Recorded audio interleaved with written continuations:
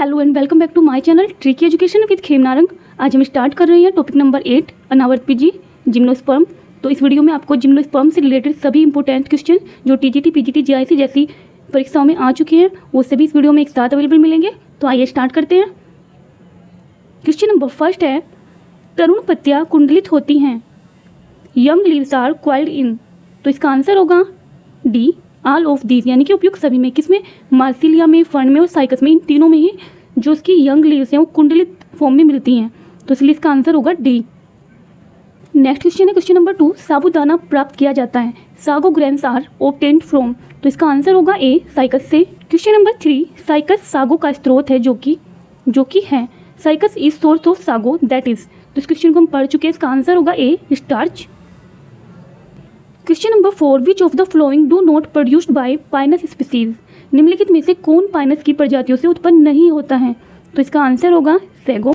Cycas रिवोल्टा के तने से साबूदाना या सैगो प्राप्त होता है जो कि स्टार्च होता है, यह पाइनस से प्राप्त नहीं होता। जबकि चिलगोजा और पाइनवुड ये दोनों ही पाइनस से प्राप्त होते हैं। Question number 5, gymnosperm can be separated from angiosperm by whose presence.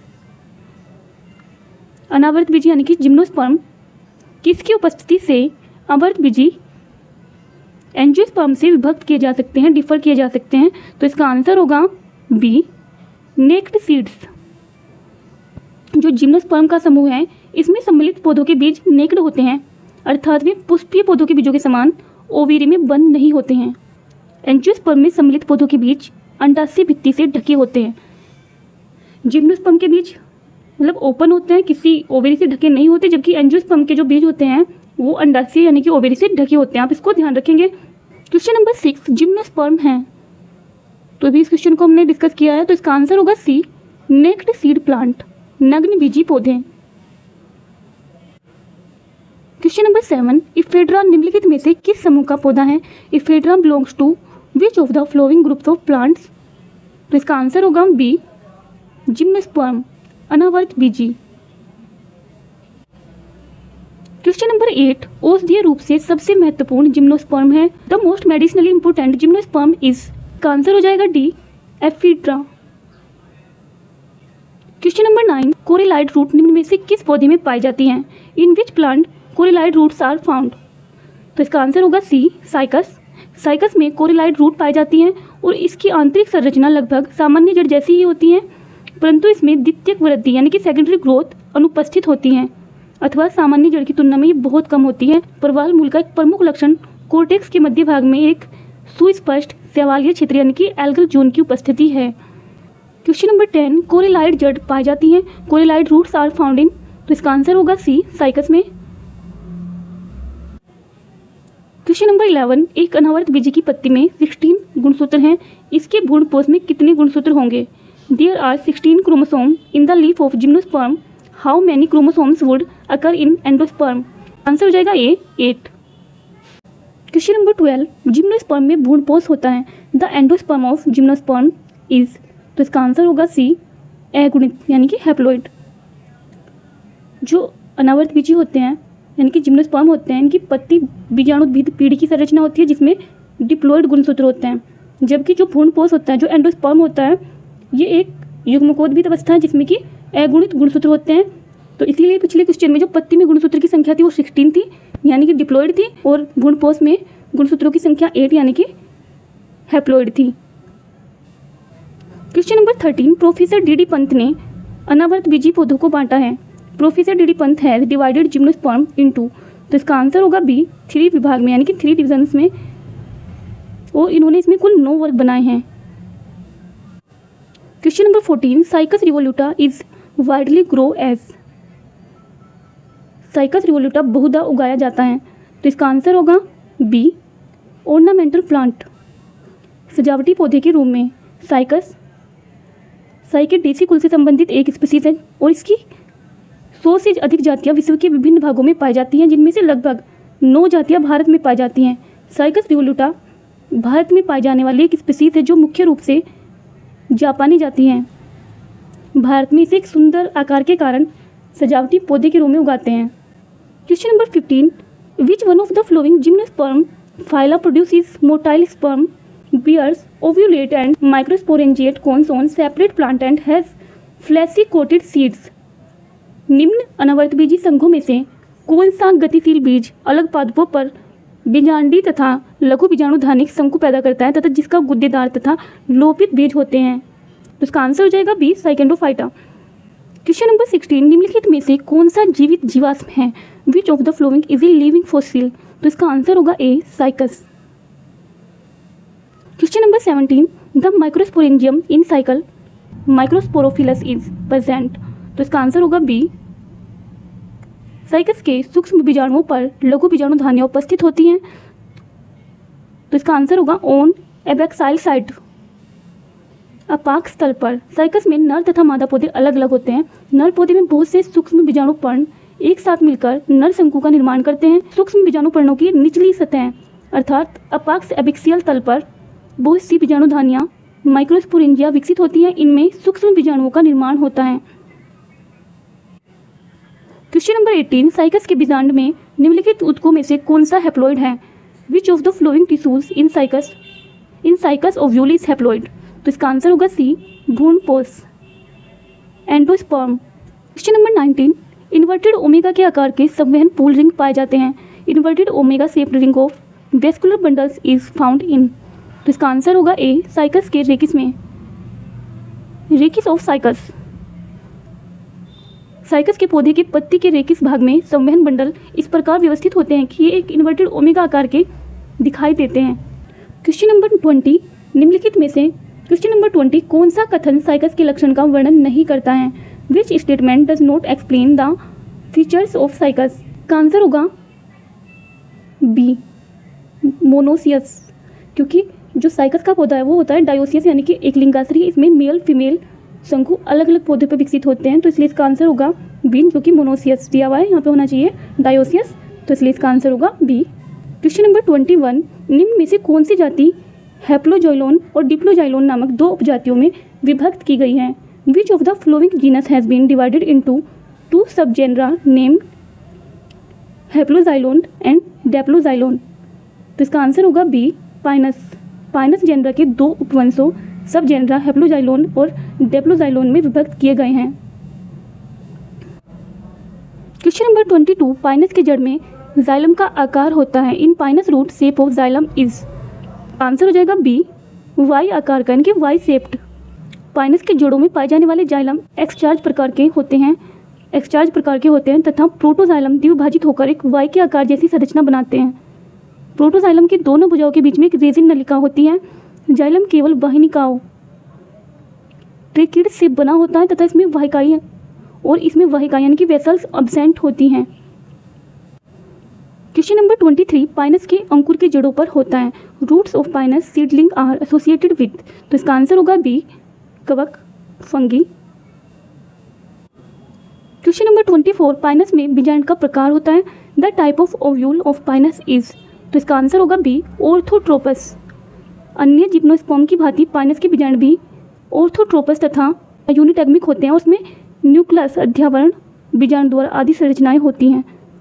Question number 25, in Pinus pollen grains dehisces at?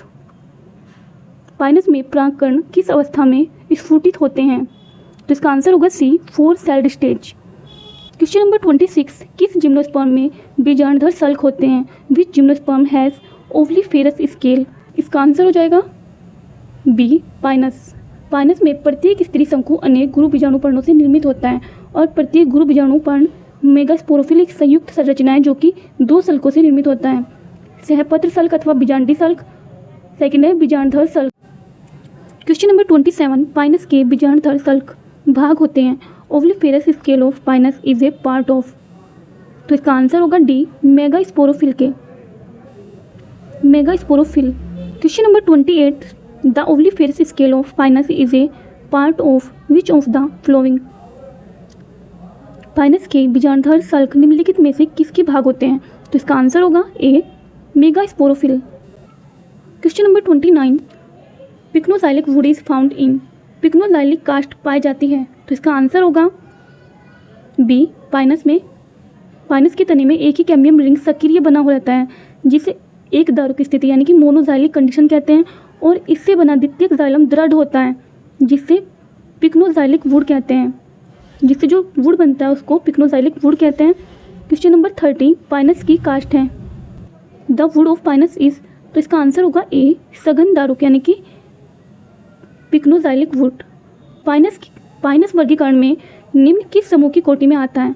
Pinus belong to order, तो इसका आंसर होगा ए, कोनीफेरल्स। नंबर 32, पाइनस का कास्ट होता है। वुड ऑफ पाइनस इज, तो इस question को हम कई बार डिस्कस कर चुके हैं, तो इसका आंसर होगा ए, पिक्नोजाइलिक। क्वेश्चन नंबर 33, निम्नलिखित में से कौन सी अवस्था पाइनस में देखी जाती है? Which of the flowing condition is seen in Pinus, तो इसका आंसर होगा सी, पिक्नोजाइलिक। क्वेश्चन को कई बार घुमा के अलग अलग तरीके से दिया होता है, मैंने यहाँ पर इस टाइप के क्वेश्चन भी लिए हुए हैं। क्वेश्चन नंबर 34, पाइनस का कास्ट होता है। The wood of Pinus is, answer भी होगा B, pycnoxylic. Question number 35, Pinus में पाया जाता है सिर्फ, इन पाइनस प्रेजेंट ओनली, तो इसका आंसर होगा सी, मेल एंड फीमेल कोन्स, नर एवं मादा शंकु। पाइनस के पौधे में नर एवं मादा शंकु एक ही पौधे की दो अलग अलग शाखाओं पर पाए जाते हैं, जबकि साइकस के पौधे में नर शंकु अलग पौधे में होता है और मादा पौधा यानी कि मादा शंकु अलग पौधे में होता है। क्वेश्चन नंबर 36, पाइनस है, पाइनस इज ए, इसका आंसर होगा ए, ट्री। पाइनस एक सदाबहार बहुवर्षीय मरूदभिद वृक्ष है। इसकी अधिकांश जातियां मध्यम या बड़े आकार के वृक्ष होते हैं, परंतु कुछ जातियां झाड़ी भी होती हैं। इसके वृक्ष उत्तर पूर्व तथा उत्तर पश्चिम हिमालय में पाए जाते हैं। Question number 37, A draft suit of with 2 needles is found in, तो नीडल के साथ बोनी टहनी पाई जाती हैं, तो इसका आंसर होगा डी, पाइनस सिल्वेस्ट्रिस में। पाइनस में पत्तियां डाइमोर्फिक होती हैं। पहला सल्पत्र स्केल जो लंबी एवं बोनी प्रोह दोनों पर पाई जाती है, तथा दूसरा पर्णितल यानी कि फोलिजेल लीव्स जो केवल बोनी प्रोह पर पाई जाती हैं। ऐसी पत्तियां युक्त बोनी शाखा को फोलिकल सफर कहते हैं। पाइनस की विभिन्न प्रजातियों में इनकी संख्या भिन्न भिन्न रहती है। एक पर्णी पाइनस मोनोफाइला, द्विपर्णी पाइनस सिल्वेस्ट्रिस और त्रिपर्णी पाइनस जिरार्डियाना और पंचपर्णी पाइनस एक्सेल्सा एवं पाइनस पेल्चियाना। क्वेश्चन नंबर 38, तारपीन का तेल प्राप्त होता है। Turpentine oil is obtained from, तो इसका आंसर होगा डी, पाइनस से। तारपीन का तेल पाइनस से प्राप्त होता है और पाइनस वृक्षों से रेजिन नामक एक पदार्थ प्राप्त होता है। इसके डिस्टिलेशन से टर्पेंटाइन यानी कि तारपीन प्राप्त होता है। तारपीन का उपयोग पेंट, पॉलिश इत्यादि बनाने में होता है और इससे कपूर, टर्पेन ऑयल और अन्य बहुमूल्य औषधियाँ भी बनाई जाती हैं। क्वेश्चन नंबर 39, रेजिन और तारपीन प्राप्त किए जाते हैं। Resin and turpentine are obtained from, तो इसका आंसर होगा सी, पाइनस से। क्वेश्चन नंबर 40, पाइनस नीडल की आंतरिक संरचना का स्वभाव है। The anatomy of Pinus needle reflects the features of a, तो इसका आंसर होगा बी, ज़ीरोफाइट। पाइनस में पत्ती सुई के आकार के होने के कारण नीडल कहलाती है। इनकी आंतरिक संरचना में मिरोदभिद लक्षण होते हैं, जिसे ज़ीरोफाइटिक यानी कि मरोदभिद लक्षण होते हैं, जैसे मोटी एक गहरी एपिडर्मिस जो कि क्यूटिकल की मोटी परत से ढकी होती है। इनमें स्टोमेटा गहरे धसे होते हैं और ये लक्षण वाष्पोत्सर्जन द्वारा जल हानि को रोकते हैं, जो कि एक मरोदभिद लक्षण है। Question number 41, Pinus protects itself from microbial and insect attack through, सूक्ष्म जीवों एवं कीटों के आक्रमण से पाइनस किसके द्वारा अपने आप को बचाता है? तो इसका आंसर होगा डी, रेजिन द्वारा। रेजिन एक गोंद जैसा हाइड्रोकार्बन रसायन है जो वृक्षों की छाल और लकड़ी से प्राप्त होता है। अन्य पेड़ों की तुलना में चीड़ के पेड़ों से अधिक मात्रा में रेजिन निकलता है। रेजिन का प्रयोग गोंद, वार्निश, सुगंध और अगरबत्तियाँ इत्यादि बनाने में होता है। चीड़ के रेजिन से प्राप्त तारबीन का तेल एक महत्वपूर्ण पदार्थ है जो बहुत ही उपयोगी है। क्वेश्चन नंबर 42, पंखीय परागण कण पाए जाते हैं। Winged pollen grains are found in, तो इसका आंसर होगा बी, पाइनस में। पाइनस की पराग कणों में 2 वायु थैलियाँ या पक्ष पाए जाते हैं और ये संरचना में पंखीय यानी कि पंख जैसे विंग्ड लाइक होते हैं, इसलिए इनको विंग्ड परागकण कहते हैं। पाइनस के परागकण का बाह्य चोल 2 सर्व पक्षों विंग्स में विस्तृत होता है और ये संरचना इन्हें वायु परागण यानी कि वाइल्ड पोलिनेशन करने के योग्य बनाती हैं। Wild pollen grains are found in, तो इसका आंसर होगा सी, पाइनस में। क्वेश्चन नंबर 44, पाइनस की परागकण का पार्श्व पक्ष है। The wing of pinus pollen grain is, तो इसका आंसर होगा ए, एक्साइन यानी कि बाह्य चोल। क्वेश्चन नंबर 45, सैपक्स परागकण पाए जाते हैं इसमें। Winged pollen grains are found in, तो इसको हम डिस्कस कर चुके हैं, इसका आंसर होगा सी पाइनस में। Question number 46, winged pollen grains are found in, सैपक्स परागकण मिलते हैं, तो इसका भी आंसर होगा सी पाइनस। क्वेश्चन नंबर 47, एक शुष्क फल चिलगोजा किस प्रजाति का है? Chilgoza a dry fruit is a species of, तो इसका आंसर होगा बी पाइनस। चिलगोजा फल एक बीज होता है जो पाइनस जिरार्डियाना नामक पौधे से प्राप्त होता है। क्वेश्चन नंबर 48, चिलगोजा किस पौधे का फल है? चिलगोजा is the fruit of which plant, तो इसको हमने भी डिस्कस किया था, इसका आंसर होगा ए पाइनस जिरार्डियाना। क्वेश्चन नंबर 50, चिलगोजा एक बीज है, तो इसका भी आंसर होगा सी पाइनस जिरार्डियाना। जो क्वेश्चन घूम घूम के आ रहा है तो इसका मीन्स है कि वो क्वेश्चन बहुत ही इंपॉर्टेंट है, तो इसलिए आप उनसे बोर नहीं होंगे, उनको ध्यान से देखेंगे। अब क्वेश्चन नंबर 51 है, पाइनस के नर युग्मकोद्भिद में प्रोथेलियल कोशिकाओं की संख्या होती है। The number of prothallial cells in the male gametophyte of Pinus is, तो इसका आंसर होगा सी 2। लघु बीजाणु के विकास के समय पाइनस में 2 प्रोथेलियल कोशिकाएं बनती हैं, एक पहली तथा एक दूसरी। एपिकल कोशिका के विभाजन के बाद ये बनती हैं। क्वेश्चन नंबर 52, पाइनस में परागण का प्रकार है पोलिनेशन इन पाइनस इज, तो इसका आंसर होगा ए वायु परागण। एनिमोफिलस, पाइनस तथा साइकस दोनों में वायु परागण होता है। साइकस में ये 3 कोशिकीय अवस्था में होता है तथा पाइनस में ये 4 कोशिकीय अवस्था में होता है। क्वेश्चन नंबर 53, पाइनस के बीज पर पंख विकसित होता है। The wing on seed of Pinus is developed from, तो इसका आंसर होगा डी ओवलीफेरस स्केल, बीजांडधर सल्क से। निषेचन के पश्चात बीजांड ही बीज में परिवर्तित होता है। पाइनस के बीज पर पंखदार संरचनाएं बीजांड के ही ऊपरी बीजांडधर सल्क यानी कि ओवलीफेरस स्केल से विकसित होती हैं। क्वेश्चन नंबर 54, जीवित लघुत्तम अनावर्त बीजी पौधा है। The smallest living gymnosperm is, तो इसका आंसर होगा ए जेमिया। अनावर्त बीजी पौधे बहुवर्षीय होते हैं और इसमें अधिकांशतः वृक्ष होते हैं तथा कुछ झाड़ियाँ होती हैं। अपवाद स्वरूप कुछ जिम्नोस्पर्म शाख होते हैं यानी कि बहुत छोटे शाख होते हैं। जेमिया पिग्मिया एक शाखीय तथा सबसे छोटा जिम्नोस्पर्म पौधा है। Question number 55, which of the following is a living fossil, निम्नलिखित में से कौन जीवित जीवाश्म है? तो इसका आंसर होगा बी। जीवित जीवाश्म उन जीवित जातियों को कहते हैं जिनकी उत्पत्ति लाखों करोड़ों वर्ष पूर्व हुई थी तथा तब से आज तक उनमें कोई परिवर्तन यानी कि जैव विकास न हुआ हो। जिकांगो बाइलोबा एक ऐसा ही पौधा है जो ट्राइएसिक पीरियड में उत्पन्न हुआ था और आज भी जीवित तथा अपरिवर्तित है, यानी कि सेम ऐसा ही तब था और सेम ऐसा ही अभी है। क्वेश्चन नंबर 56, साइकस के भ्रूण में बीजपत्रों की संख्या होती है। Number of cotyledons found in the embryo of Cycas is, तो इसका आंसर होगा बी 2। साइकस के बीज में प्रारंभिक अवस्था में कई भ्रूण होते हैं परंतु परिपक्व अवस्था में केवल एक भ्रूण बचता है और बाकी शेष नष्ट हो जाते हैं। प्रत्येक भ्रूण में 2 बीजपत्र, एक रेडिकल तथा एक पिल्यूमूल पाए जाते हैं। क्वेश्चन नंबर 57, पौधे में सबसे बड़ा अंडा पाया जाता है। The plants largest egg is found in, तो इसका आंसर होगा ए साइकस में।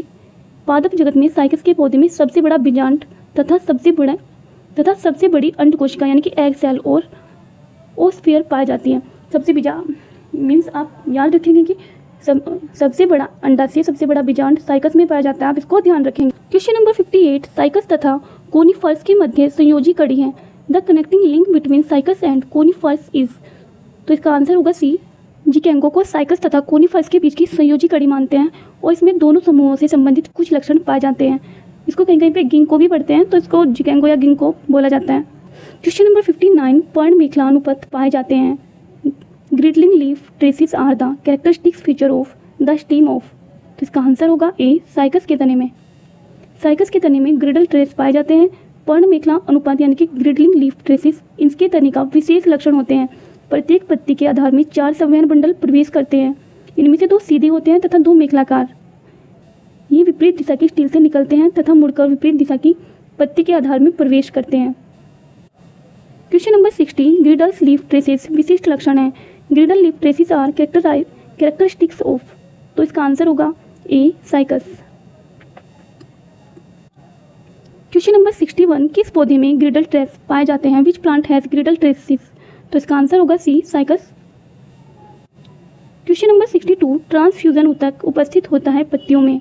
The transfusion tissues is present in the leaves of, तो तो इसका आंसर होगा D, both cycas and Pinus.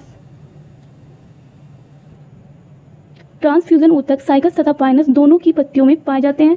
Cycas में ऊतक ट्रैकिड्स से बने होते हैं, जबकि पाइनस में ट्रैकिड्स तथा पैरेन्काइमा दोनों के बने होते हैं। इन ऊतकों का कार्य जल और खनिज पदार्थों को अंतिम सिरों तक परिवहन करना होता है। क्वेश्चन नंबर 63, संचरण ऊतक पाया जाता है। ट्रांसफ्यूजन टिश्यूज अकर इन, तो इसका आंसर होगा ए एंड बी दोनों में, यानी कि साइकस के पत्रक में और पाइनस की निडल में। लीफलेट ऑफ साइकस और needle of pinus. Question number 64, largest male gamete in plant kingdom are produced by. पादप जगत में सबसे बड़े नर युग्मक पाए जाते हैं, तो इसका भी आंसर हो जाएगा बी, साइकस में। आप जानते हैं कि साइकस में सबसे बड़ा बीजांड, सबसे बड़ा ओवेरी और सबसे बड़ा यहाँ पर आपने देखा युग्मक पाए जाते हैं। साइकस के नर युग्म को यानी कि शुक्राणु को एंथ्रोजोइड्स या स्पर्मेटोजोइड्स कहते हैं। ये संपूर्ण पादप जगत में सबसे बड़े होते हैं, मल्टीसेलिएटेड होते हैं। इन्हें बिना किसी आवर्त लेंस की सहायता से देखा जा सकता है। प्रत्येक नर युग्मक लट्टू के आकार का यानी कि टॉप शेप्ड एवं नेक्ड होता है। क्वेश्चन नंबर 65, सबसे बड़े शुक्राणु होते हैं। Largest sperm are produced by, तो इसका भी आंसर होगा ए, साइकस। सबसे बड़ी जो भी चीज़ें आ रही हैं, शुक्राणु, अंडाशय, बीजांड, ये सभी किसकी आ रही हैं? साइकस की, तो इसका भी आंसर हो जाएगा ए, साइकस। क्वेश्चन नंबर 66, सबसे बड़े आकार के नर युग्मक पाए जाते हैं, तो ये क्वेश्चन हम पहले भी डिस्कस कर चुके हैं। The largest size of male gamete is found in, तो इसका भी आंसर होगा D, cycas. Question number 67, cycas के परशुक्रजन्यु होते हैं। 10 स्पर्मेटोजोइड्स ऑफ साइकस आर, तो इसका आंसर होगा ए, टॉप शेप्ड मल्टीसिलिएटेड लट्टू के आकार के बहुपक्षमाभिक। क्वेश्चन नंबर 68, किस पौधे का ओव्यूल सबसे बड़ा होता है? Which plant has the largest ovule, तो इसका आंसर होगा सी, साइकस। समस्त पादप जगत में सबसे बड़ा ओव्यूल साइकस के पौधे का होता है। ये हम बहुत अच्छे से डिस्कस कर चुके हैं। और साइकस के नर युग्मक या शुक्राणु जिन्हें एंथ्रोजोइड्स कहते हैं, ये भी समस्त पादप जगत में सबसे बड़े होते हैं। क्वेश्चन नंबर 69, टीक लकड़ी प्राप्त की जाती है इससे। Teak wood is obtained from, तो इसका आंसर होगा B, Tectona grandis. Question number 70, teak की लकड़ी प्राप्त होती है। Teak wood is obtained from, तो इसका भी आंसर होगा B, Tectona grandis. Question number 71, सही कथन को चिन्हित कीजिए। Point out of the correct statement, तो इसका आंसर होगा C, both A and B are correct. तो ए क्या है? पाइनस के लघु बीजाणु पंखयुक्त होते हैं। Microspores of Pinus are winged. Second है, साइकस के लघु बीजाणु नावनुमा होते हैं। Microspore of Cycas are boat shaped.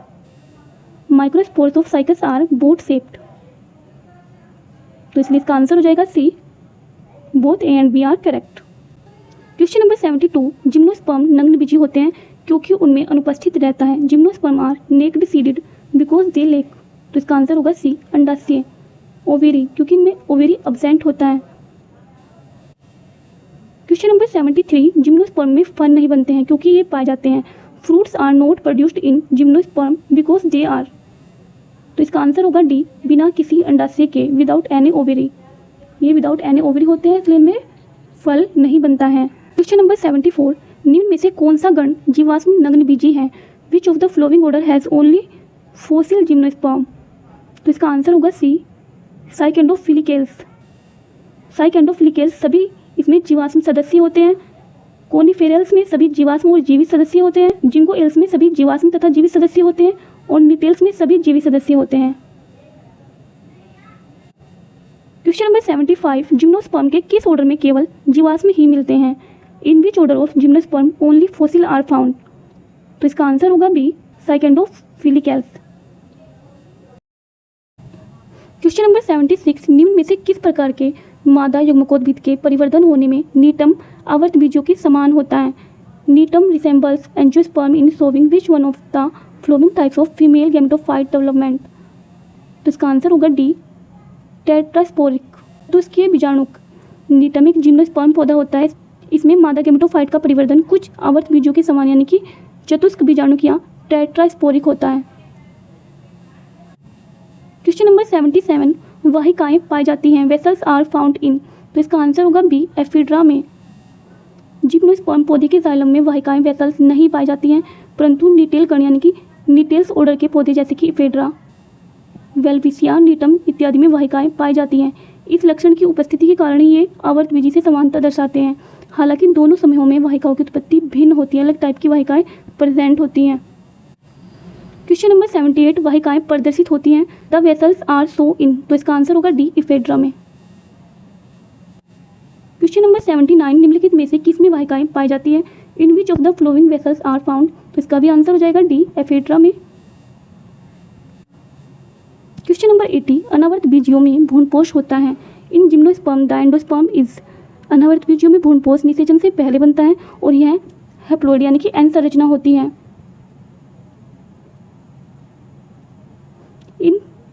तो इसलिए इसका आंसर होगा डी, हैप्लॉइड।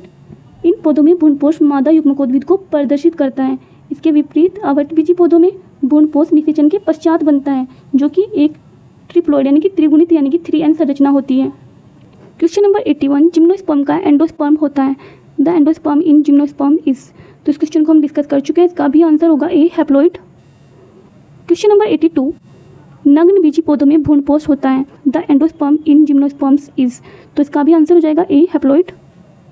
क्वेश्चन नंबर 83, भ्रूणपोष एक युग्मकोद्भिद ऊतक होता है। The endosperm is a gametophytic tissue in, तो इसका आंसर होगा ए, इन जिम्नोस्पर्म में।